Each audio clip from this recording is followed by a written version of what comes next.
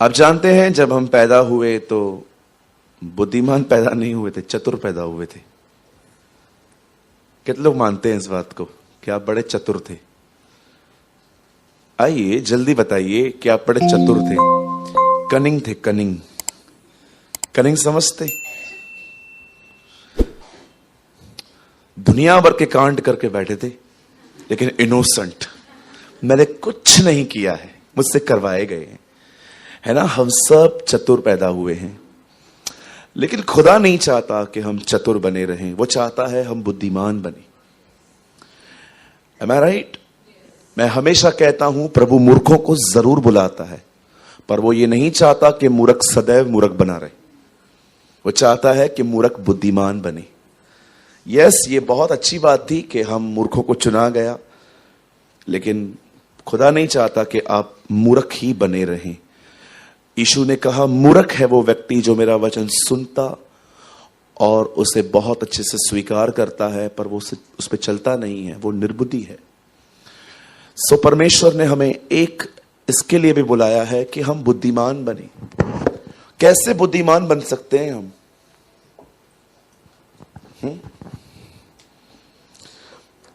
मैंने 20 साल के लड़कों को देखा है बहुत मैच्योरिटी में। मैंने 40 साल के भाइयों को भी देखा है बचकानी हरकतें करते हुए। यस, हमें हर दिन वाइज बनना है। इवन परमेश्वर ने कुछ क्रिएचर्स तो ऐसे बनाए हैं जो बने ही आपको विजडम देने के लिए है। बाइबल बताती है चींटियों को देख और बुद्धिमान बन। परमेश्वर कई बार जानवरों को भी उपयोग करता है आपको सिर्फ बुद्धि देने के लिए। बुद्धि क्या है? विजडम क्या है? विजडम हमेशा बताती है ये करने से क्या फायदे हैं, क्या नुकसान है। इसीलिए बाइबल बताती है हे बोले लोगों मेरी सुनो और तुम बहुत सारी विपत्तियों से बच जाओगे। नीति वचन में लिखी है ये बात। आप जानते हो हम कैसे बुद्धिमान बनते? 2 तरहों से, एक्चुअली 3 तरहों से। एक, या तो खुदा आपको डायरेक्टली विजडम दे। सेकंड, बाइबल पढ़ने से। और तीसरा, बुद्धिमान लोगों के साथ घूमने से आप बुद्धिमान बन सकते हैं। लिखा है मूर्ख अगर चुप रहे तो वो बुद्धिमान गिना जाता है। Do you know this is a word in proverbs कि अगर एक मूर्ख को बुद्धिमानों के बीच में बिठा दो और बोलो सिर्फ चुप करके बैठ, लिखा है वो बुद्धिमान गिना जाएगा। क्या लगता है आपको कि जो कम बोलते हैं वो घमंडी हैं? No sir, they are wise. वो अपने जिंदगी में इतना दुख उठा चुके हैं अधिक बोलने के कारण कि अब उनको पता है मुझे शांत रहना चाहिए। राइट? परमेश्वर के वर्ड में लिखा है, हमारे प्रभु के कलाम में लिखा है, प्रभु की व्यवस्था खरी है जो बोले को बुद्धिमान बनाती है। परमेश्वर का जो वचन है वो खरा है। आप जानते हो एक दिन क्या हुआ? जब इज़राइल के लोग मूसा के सामने अपने अपने मसले लेके जाते थे, मियां बीवी लड़के जाते थे, 2 भाई लड़के जाते थे, 2 बहनें लड़के जाती थी, एक दूसरे पे दोष लगा लगा के इसने किया। आप जानते हो ना उस कैंप में बहुत झगड़े भी थे। तो एक दिन जानते हो उसके ससुर ने क्या किया? उसने देखा कि मूसा सुबह से लेकर रात तक सिर्फ इन लोगों के जज करने में ही बिजी लगा पड़ा है। तब उसने इस बात को देखा। एंड कुछ लोग मैनेजमेंट करने में बड़े वाइज होते। आप जिन चीजों पे मतलब दिमाग भी नहीं चल सकता ना, इसलिए मैं आपको कहना चाहता हूं जो जिसका काम है ना उसको आप करने दो। बोलिए अपने बाजू वाले को चौधरी मत बनो। हाँ, वो एक गांव में सरपंच होते थे चौधरी, मैं सब कुछ करूंगा। कहिए अपने पास वाले को सरपंच मत बनो। हाँ, सब कामों में टांग लड़ाएंगे सब। मैं भी ये करूं, मैं भी ये करूं, मैं भी ये करूं। अरे चुप करके बैठना। ऑलराउंडर क्रिकेट में चलता है, इधर नहीं चलता है। क्रिकेट में चलता है ऑलराउंडर, इधर नहीं चलेगा।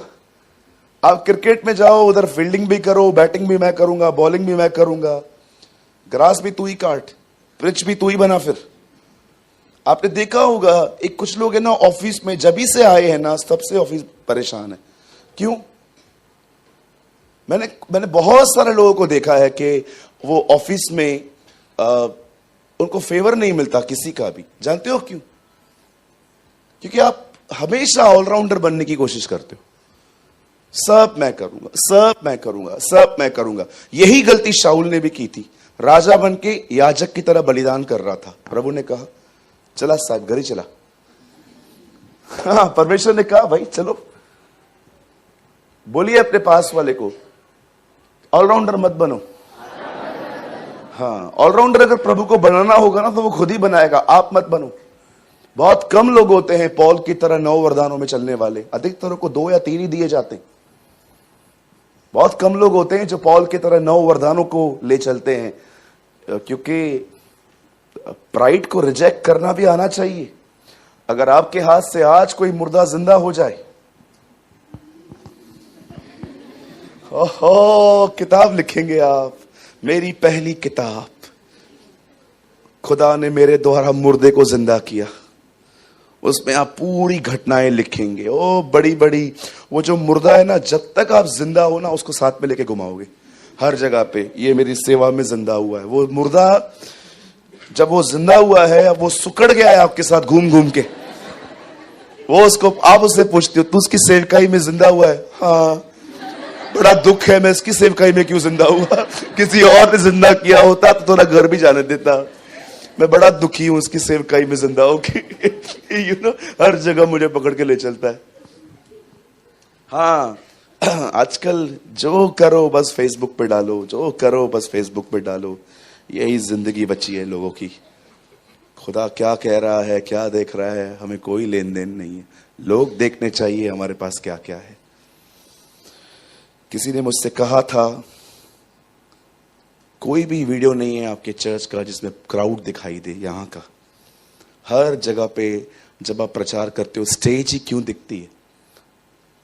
मैंने उनको कहा क्राउड देखना क्यों है? तुम क्यों क्राउड दिखाऊं मैं?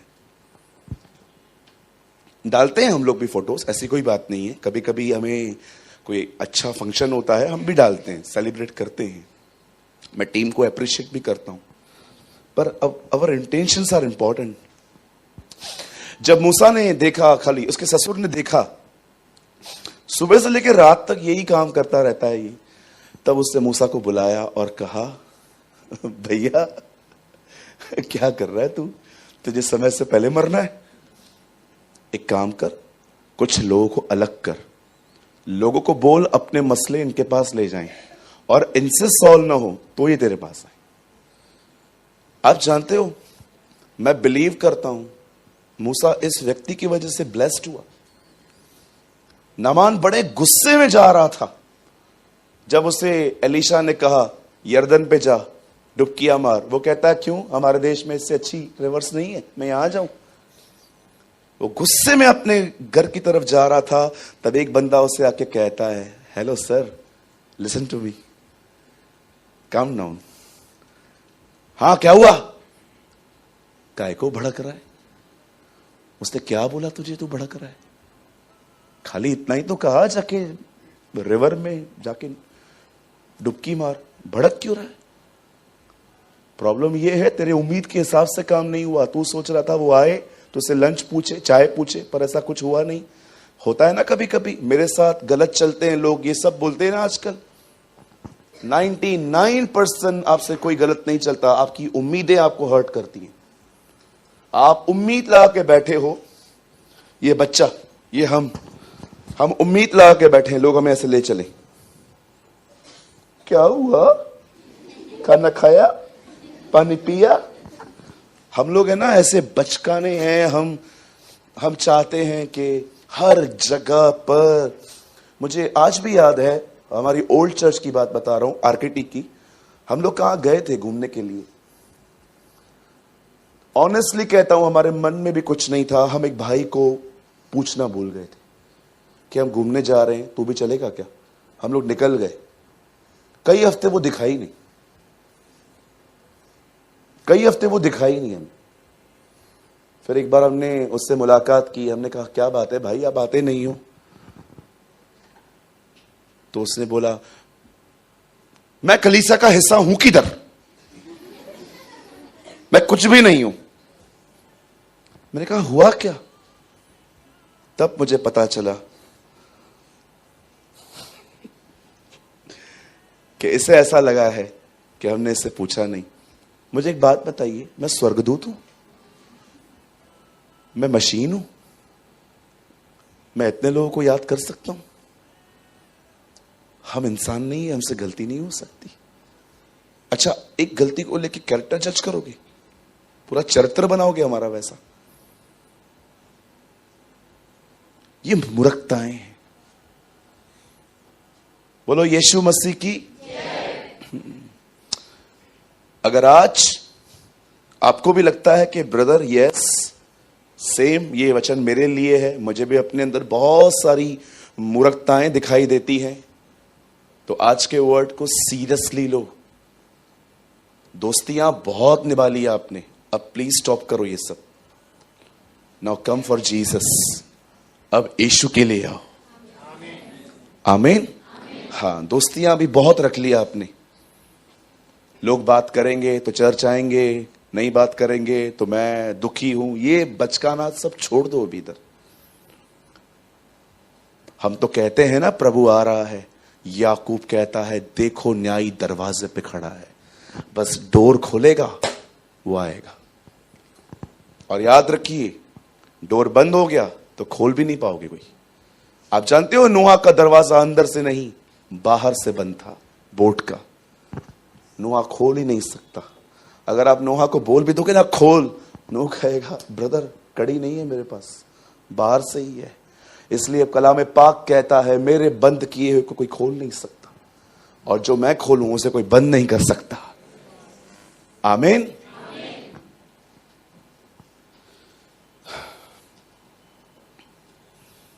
अगर आप चाहते हैं कि आप चतुर नहीं पर ईश्वरीय बुद्धि गॉडली विजडम से भरे हुए रहें, तो परमेश्वर के वर्ड को बड़े सीरियसली सुने, बड़े गंभीरता से सुने। आज का वर्ड एक अमेजिंग वर्ड है। यह आपको आशीषित करेगा। यह वचन आपके सर के बालों से लेकर नीचे नाखून तक आपको आशीषित करेगा। विश्वास कीजिए, आज कुछ आप ले जाएंगे यहां से, यीशु मसीह के नाम में।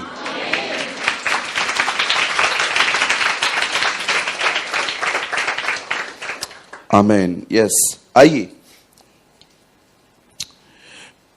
मेरे साथ खोलिए एजरा की किताब और उसका 3रा अध्याय। Please open with me the book of Ezra and chapter 3।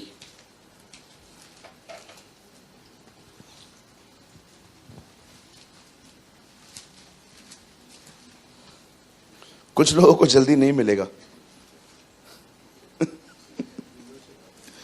मुझे पता है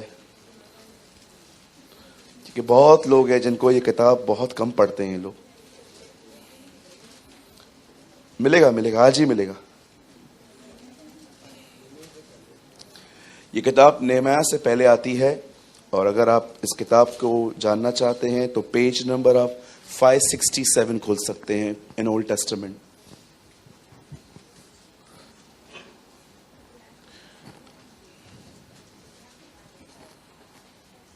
मिल गया? नहीं, मुझे पता है टाइम लगता है। जिसको मती नहीं मिलता है उसको एजरा किधर से मिलेगा? एजरा सच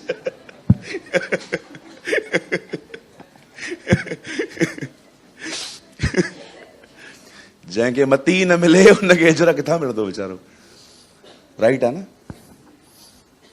आपको पता है ये किताब इतना लेट क्यों खुलती है? एकदम बीचों बीच है ना? एक दिन मैं एक चर्च में गया था, मैंने वहां पर खड़े होकर कहा आओ प्रकाशित वाक्य 24वां अध्याय खोले। सब ढूंढ रहे थे, 10 मिनट के बाद बोलते है ही नहीं। मैंने कहा मुझे भी पता है तुम कर क्या रहे हो, देख रहा हूं। है ही 22 अध्याय उसमें।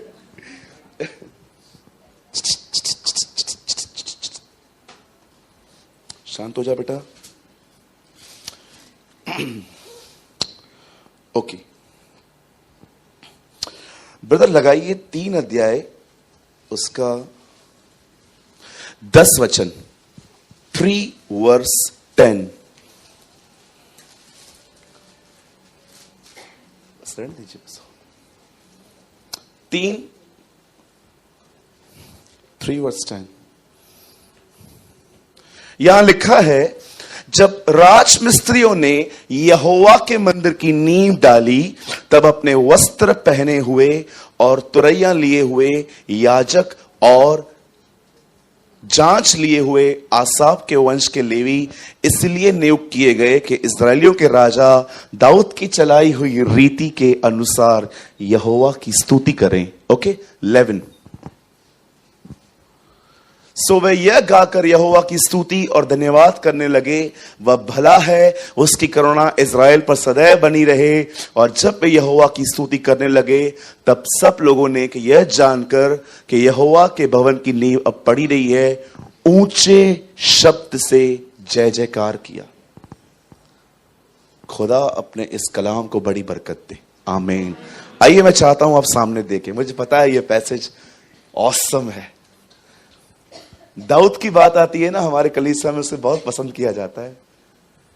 हम जानते हैं कि वो भले ही बहुत सारी जगहों पे कमजोर था, लेकिन वो हमें इतना कुछ सिखा के गया है कि पूरी जिंदगी सीखते रहेंगे हम लोग। पता नहीं क्या क्या सिखा के गया है वो भजन सहायताओं में। कटोरा कटोरा उमड़ रहा है, ये करो वो करो। आपको मैं सच कहूं, मैं प्रभु से बहुत प्यार करता हूं, लेकिन यस, मुझे दाऊद भी बहुत पसंद है ना। आइए मैं चाहता हूं सामने देखें। एक्चुअली बहुत अमेजिंग वर्ड है ये। हम यहां पर देख रहे हैं कि मंदिर की नींव डाली जा रही है। कुछ किसी को याद आया? ये वही दिन है जब यही मंदिर फिर से बन रहा है। We are living in the same days. हम उन्हीं दिनों में जी रहे हैं। सोचो क्या जनरेशन हो आप, उसका हैकल बन रहा है और आप जिंदा हो। बड़े ध्यान से सुनिए। बाइबल बताती है उसके आने से पहले उसका मंदिर बनेगा। इतिहास गवाह है, इस मंदिर को तोड़ा गया है बहुत बार। हर बार जब यरूशलेम पर कब्जे हुए, आप इन दिनों में बहुत सारी खबरें सुनते होंगे कि कैसे इजराइल पे अटैक्स हो रहे हैं फिलिस्तीनियों के द्वारा और वहां के अलग अलग कंट्रीज के द्वारा। लेकिन आप जानते हो, एक अमेजिंग बात यह हुई है, इजराइल के लोग हमेशा अपने देश में लड़ाइयों को देख के यहां वहां भागे हैं। लेकिन ये पहली बार हुआ है कि जब से वो रिटर्न आए हुए हैं, वो इतने लंबे समय तक अपने देश में रहे हैं, मोर देन 70 ईयर्स। पतरस अपनी किताब में लिखता है, यह पत्र मैं उनके लिए लिखता हूं जो तितर बितर होके रह रहे हैं। आप जानते हो, यहां देखिए कौन है इजरायली। इजरायली यहूदी हैं। इन्हें एक देश दिया गया है जिसको हम कहते हैं इजराइल। यह खुदा ने इन्हें दिया है। और आप जानते होंगे सभी के जब इस छोटे से टुकड़े के पीछे पता नहीं कितने देश लगे हुए हैं कि ये हमें चाहिए। लेकिन हर बार जो भी लोग इस देश से लड़ते आए हैं, उन्हें हमेशा मार खानी पड़ी है। बहुत छोटी सी कंट्री है, लेकिन डिफेंस सिस्टम इतना अमेजिंग है। आप सभी जानते होंगे कि आइंस्टाइन एक यहूदी थे। हैरी पॉटर जो पिक्चर है उसमें जो लड़का है वो यहूदी है। मोबाइल की पहली कंपनी मोटोरोला इजराइल से थी। और आज भी आप देखिए तो अमेजिंग कहते हैं, सबसे अच्छे साइंटिस्ट वहीं से आते हैं। और इतना अमेजिंग डिफेंस सिस्टम है कि अगर कोई भी इन पे अटैक कर दे तो रॉकेट्स जो है वो हवा में ही खत्म हो जाते हैं। कभी कभी तो इन तक पहुंचते ही नहीं है। एक छोटी सी कंट्री है, लेकिन क्यों इतनी सामर्थ्य है? क्योंकि परमेश्वर आज भी अपनी वाचाएं उनके साथ पालता है।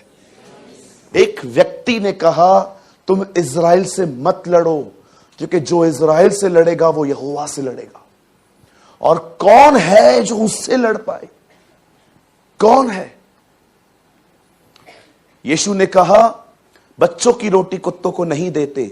इवन उसने अपने इन शब्दों में सिंबॉलिकल लैंग्वेज में कहा कि सबसे पहले मैं इस परिवार के लिए आया हूं, इजराइल के लिए।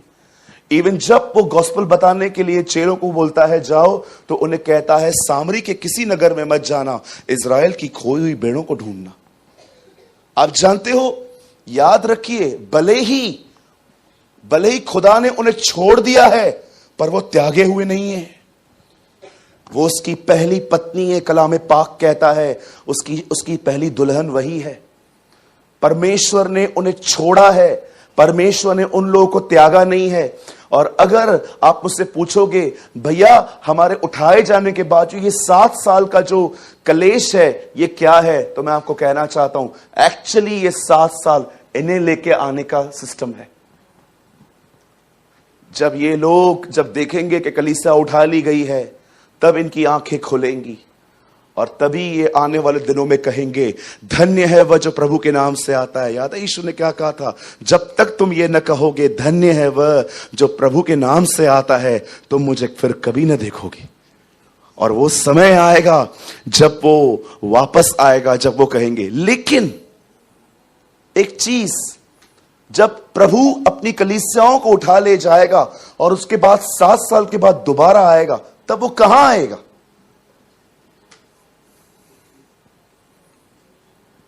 कहां आएगा? पृथ्वी पे तो आएगा, लेकिन किस प्लेस पे आएगा?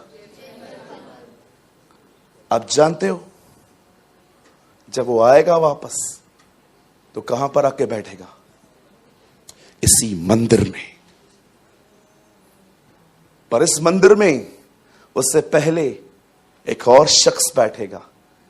उर्दू इसे कहती है मगलूचीज, इंग्लिश में लिखा है आई थिंक नहीं, नो एंटी क्राइस्ट नहीं है वहां पर ब्रदर, वहां एक डिफरेंट वर्ड है।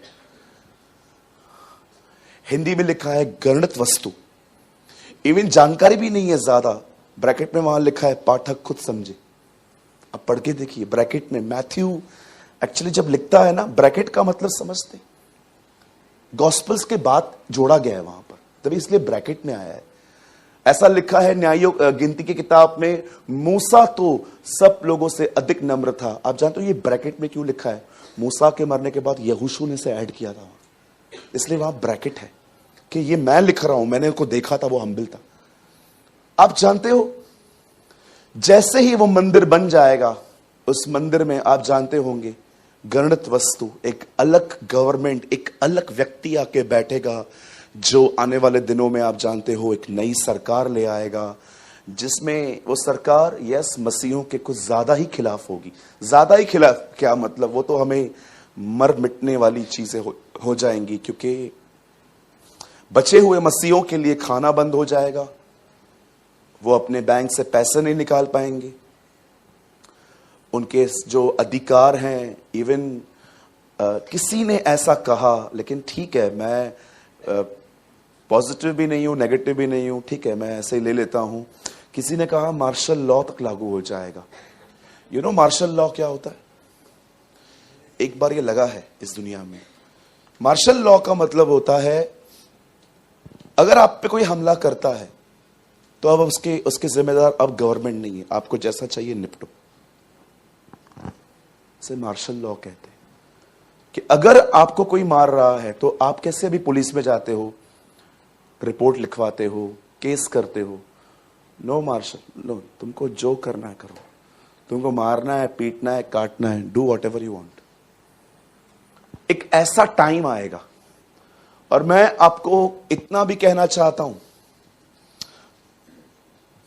अगर आप प्रभु में गंभीर हैं, गंभीर होने का बिल्कुल भी ये अर्थ नहीं है कि आप परिवार के साथ घूम नहीं सकते, आप अच्छा खाना नहीं खा सकते, अच्छे कपड़े नहीं पहन सकते। कुछ लोग ऐसा सोचते हैं कि गंभीरता का मतलब होता है एकदम, नो नो नो, गलत समझ है आपके अंदर। आप हर फ्रेश एंटरटेनमेंट, क्लीन एंटरटेनमेंट कर सकते हो, कोई प्रॉब्लम नहीं है। गंभीर होने का मतलब होता है कि आप खुदा के खिलाफ कुछ नहीं करते, उसके वचन के प्रति आप बड़े सचेत रहते हो। अगर आप गंभीर नहीं हैं, तो मैं आपको बताना चाहता हूं, वह दिन आपके लिए जब प्रभु आएंगे और अपने लोगों को ले जाएंगे, मैं आपको बताना चाहता हूं, वह दिन आपके लिए फंदा बनेगा। फंदा समझते हैं? फंदा, आप बोलोगे बाप रे, ऐसा ऐसा करोगे? क्योंकि प्रकाशित वाक्य में लिखा है, वे लोग जो तैयार नहीं है, जिन्होंने अपने वस्त्र उसके लहू से नहीं धोए, उनके लिए लिखा है वह दिन उनके लिए फंदा है। उस दिन वे छाती पीटेंगे अपने जीवन को देखकर कि क्या कर दिया हमने।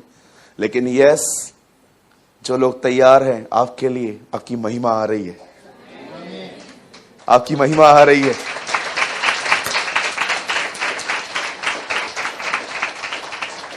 मैंने रिसेंटली एक छोटा सा ऐसे ही पेन ड्राइंग बनाया पेन से। मैंने उसमें ऐसा बनाया कि जीसस ऐसे खड़ा हुआ है, ऐसे खड़ा, और उसके नीचे मैंने एक और ड्राइंग ऐसे बनाई जिसमें वो ऐसे लकड़ी उठा रहा है, और मैंने उसको लिखा first coming and rapture, first coming and second coming, ऐसा लिखा मैंने। आप जानते हो, जब वो पहली बार हमारे बीच में आया था इस देह में, आदि में वचन था, वचन परमेश्वर के साथ था, वचन ही परमेश्वर था, और 14 में लिखा है वचन देहधारी बना। जब वो हमारे बीच में मनुष्य बन के आया, तो आपने देखा वो पहली बार जब हमारे बीच में आया तो दुख उठाने के लिए आया।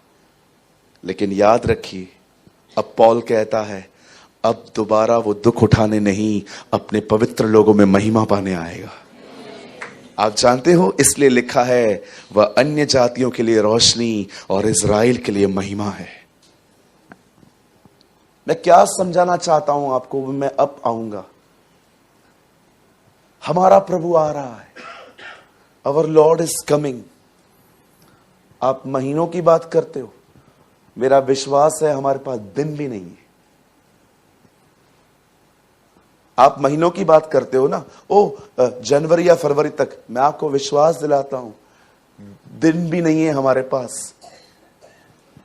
सारे चिन्ह पूरे हो चुके हैं, अब कुछ नहीं बचा है। अगर आपको लगता है कि अभी भी अगर आप डबल माइंडेड लाइफ जी रहे हो, ब्रदर सिस्टर, हो सकता है आज शाम की जूम मीटिंग भी ना हो पाए, हम वहीं मिले। आमीन। यस, जो तैयार है ना वो अमीन बोलते हैं।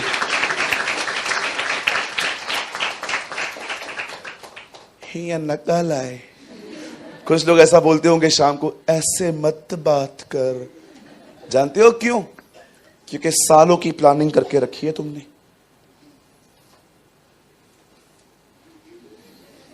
मैं कभी कभी प्रभु के आने की बात करता हूं ना, कुछ लोग, मुझे दिसंबर में एंगेजमेंट आ, जैसे जनवरी में चे।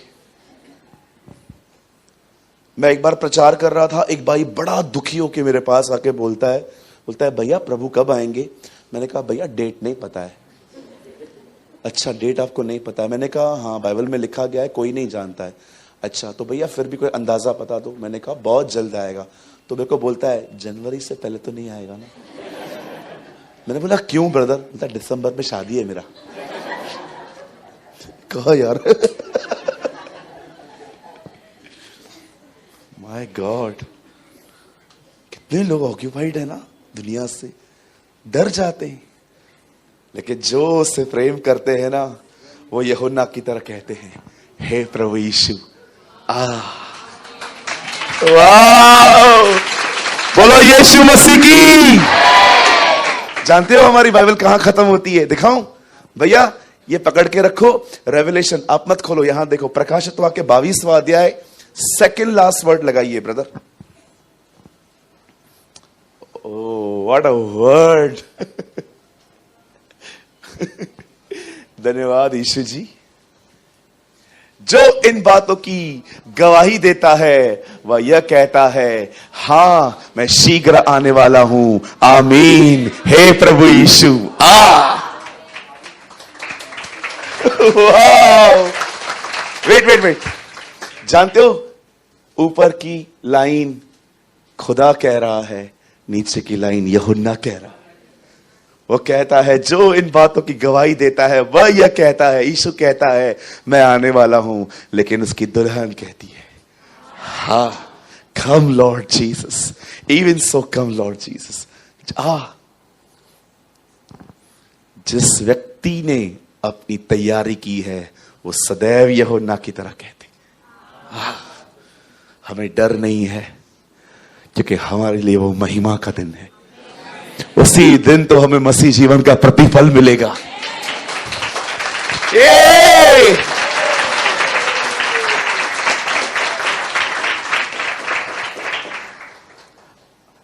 चलिए अब थोड़ी तैयारी की बात कर लेते। यहां पर बताया गया है इज़राइल के लोग जब गुलामी में चले गए थे। आप इससे कितनों के बाद जानते हैं, इतिहास बताता है गुलामी से निकल के वापस गुलामी में चले गए थे। पता है कैसे? वचन कहता है मूसा उन्हें मिस्र से निकाल ले आया और उसने उनको कनान में रखा यहोशू के द्वारा, ठीक है। लेकिन फिर क्या हुआ आप जानते होंगे ना, इनके बीच में बहुत सारा मिक्सचर हो गया था।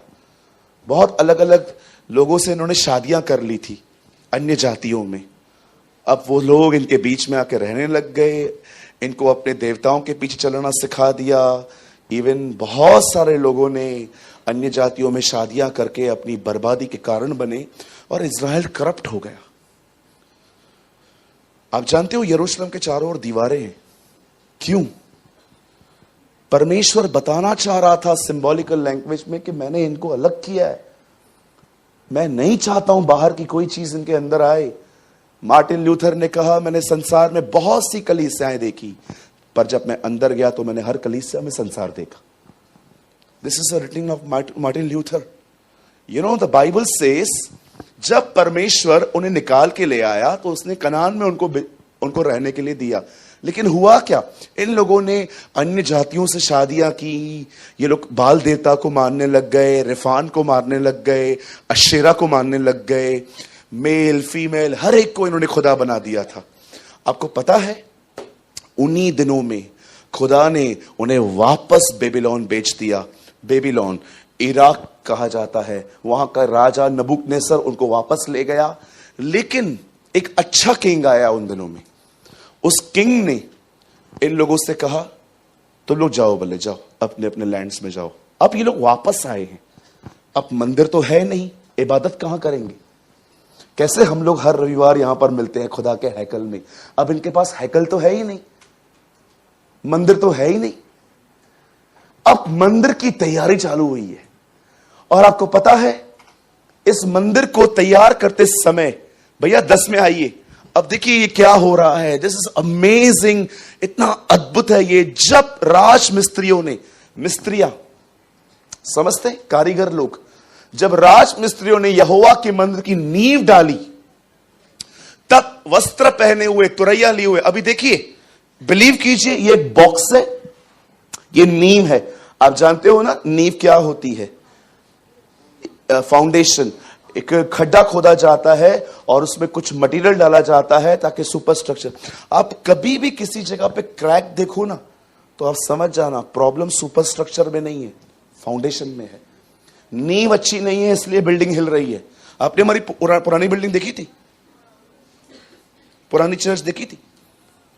आप अगर उस पर चढ़ते ना, आपको चढ़ते चढ़ते लगता है ये गिर न जाए। हमारी जो पुरानी जगह थी ना वो बड़ी कमजोर थी, इतने बड़े बड़े क्रैक्स होते थे। और हमारे कलीसिया में एक बात बहुत अच्छी थी, नल को छोड़ हर जगह से पानी आता था।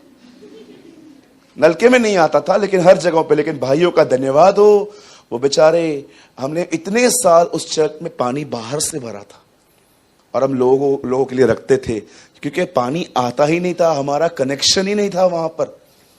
आप जानते हो यहां पर लिखा है कि अपने वस्त्र पहने हुए, तुरैया लिए हुए याजक, अब देखो नींव डाली जा रही है और याजक वहां पर खड़े हुए हैं, आसाफ के वंश के लेवी, इसलिए नियुक्त किए गए कि इज़राइल के राजा दाऊद की चलाई हुई रीति। आप जानते हो दाऊद की चलाई हुई रीति का मतलब क्या है? कहिए, दाऊद आराधक था। आपको पता है जब दाऊद आराधना करता था प्रभु के मंदिर में खड़े होके, तो कितने लोग उसके पीछे गाते थे? आपको पता है बाइबल में उनकी गिनती है, खबर था घना क्वायर ब्यारिंद हो। लिखा है तब गाने बजाने वाले और गवैये 187 गिने गए। 187 क्वायर्स को खड़े होके दाऊद उनके बीच में गीत गाता था।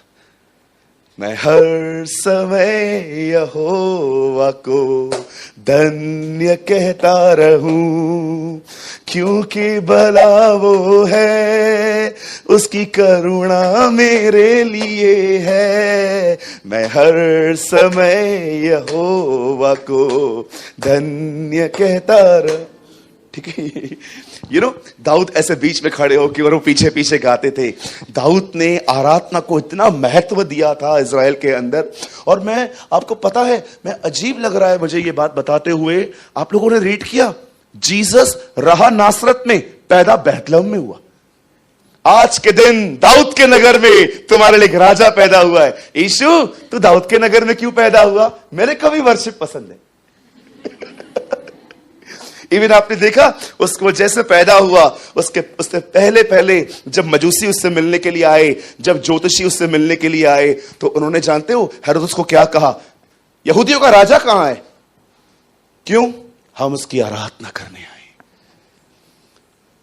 कुछ नहीं मांगा उन्होंने उससे। यीशु छोटा था, वहां पर पड़ा था, उन्होंने कुछ नहीं मांगा। हम जाते तो हम कहते एक काम कर देना, iPhone 14 आया, दिला दे। है ना? और सुनना, प्रो मैक्स दिलाना, छोटा वाला मेरे पास है ऑलरेडी।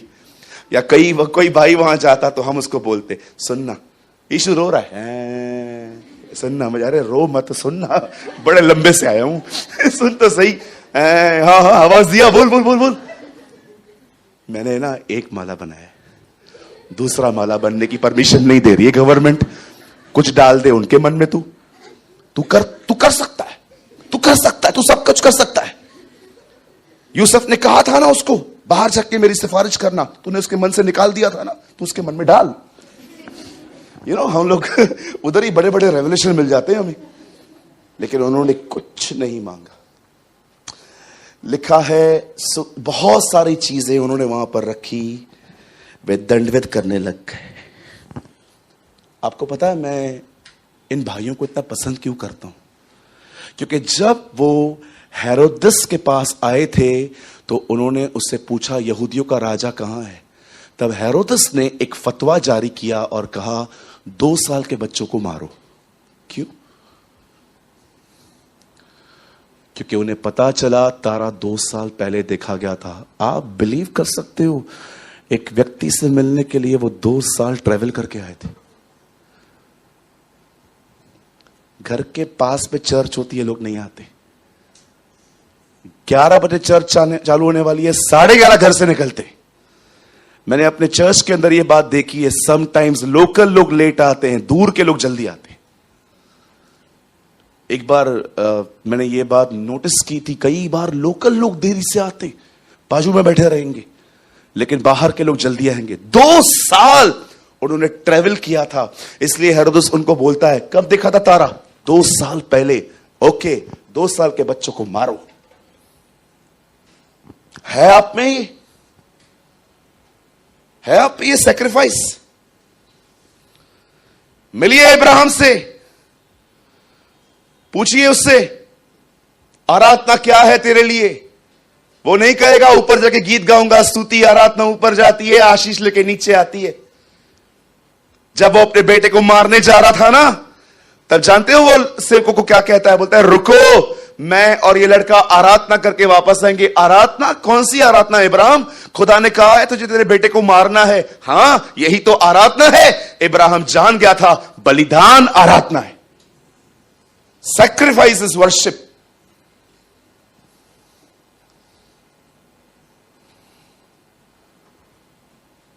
छह दिन यूट्यूब पे टीवी, 6 दिन यूट्यूब पे मूवीज देखेंगे, 7वें दिन यहां पर आके कहेंगे प्रभु मेरे जीवन का मकसद तू है। झूठे लोग, लायर्स। कौन कहता है मूवीज नहीं देखते? सब देखते हैं आजकल। पहले बड़े थिएटर में जाते थे, अभी यूट्यूब पे जाते हैं।